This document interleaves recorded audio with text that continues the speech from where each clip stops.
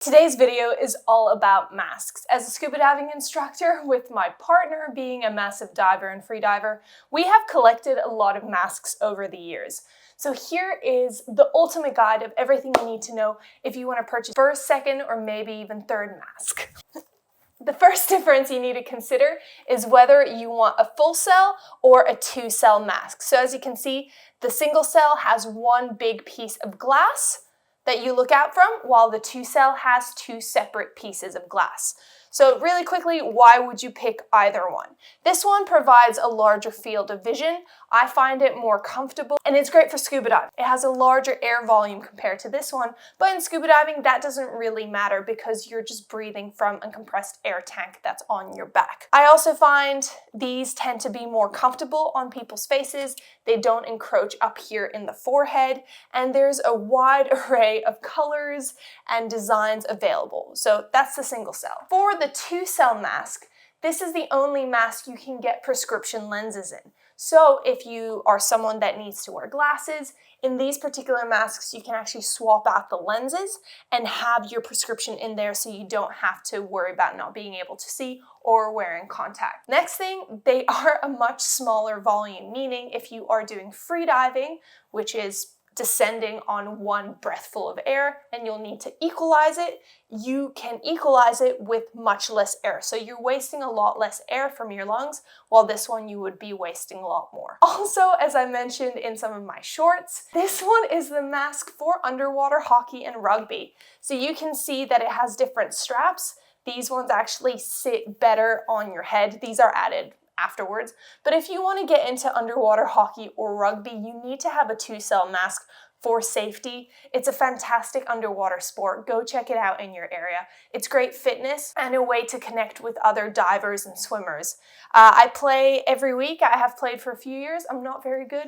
It is a difficult sport. You're holding your breath. You have your mask and fins, and you dive down to the bottom of the pool and you move a puck around with a little stick. I'll try and put in some footage. While rugby is a full contact sport in a 5-meter deep pool where you're grabbing hold of other people trying to get the ball, but don't worry, as soon as you let go of the ball, everyone lets go of you. So that's the first difference in masks. And now in terms of the single cell masks, they come in many different designs, shapes, colors, everything like that. These two are from Sublime. I'll actually be giving away one of these ones at the end of the video, so stay tuned. When you're picking out a mask, any mask, what you want to do is put it up to your face and inhale.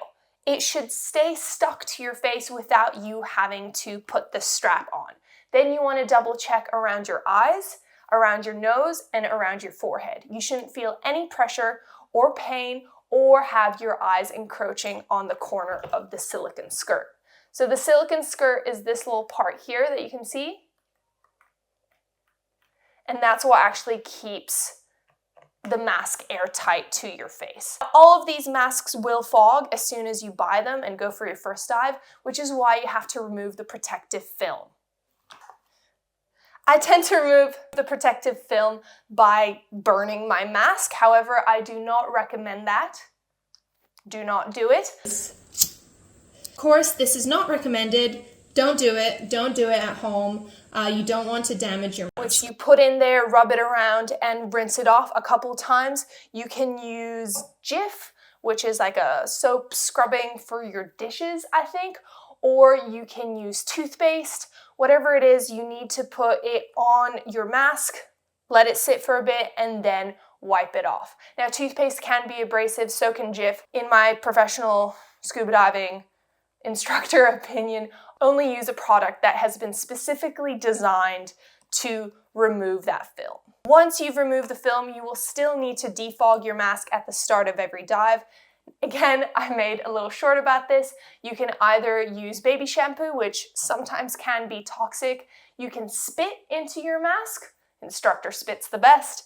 Or you can use some companies such as Stream 2C, or there's a few other ones that create ocean-friendly defogging masks. Personally, I just prefer to use my own spit. It's just cheap, free, and eco-friendly. Also, a really quick word for our sponsors, which is Reef Rebellion. It is my ocean wear brand. If you want to get yourself a shirt that represents the ocean while it's donating back to the reef, head to reefrebellion.com.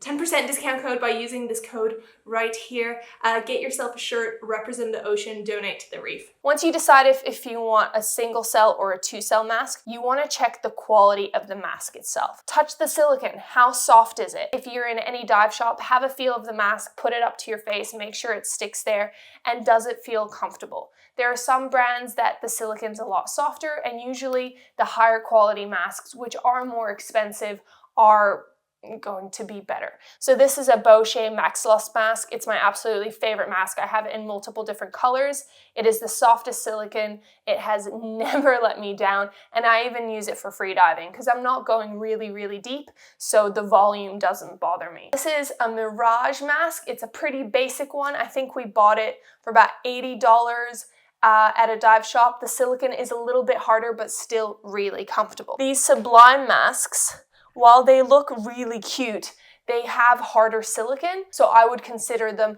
a cheaper, less higher quality option to the good brands such as Mars or Scubapro or Omer or Cressi. It is still a decent mask, and if you're on a budget, you can go for it, but I personally found it was a little bit uncomfortable around my face. So I would invest in the $100 to $150 masks because a mask will really make or break your diving experience. Now, in terms of other things about masks, do you want to have a GoPro mount?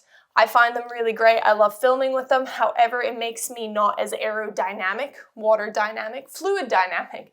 So I don't actually dive with them that often. Having a mask tamer like this is a great way to stop your hair from being ripped out. There are many different options. I'll insert a clip. I also have another one in here that I wanted to show you guys, my Salvamar, but the zipper corroded. So yeah, make sure you always rinse all your equipment, your masks, your bags after every single dive to make sure they last as long as possible.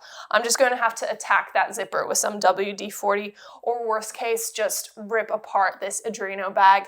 Having these bags is a great way to protect your mask from getting hurt in your dive gear or anything like that. So yeah, as you can see, we have some smaller volume masks. We use these for free diving or then underwater rugby. We have these medium volume masks, which are pretty good for all around snorkeling, freediving. They're the cheaper ones, so we tend to lend them out to our friends when they come diving with us.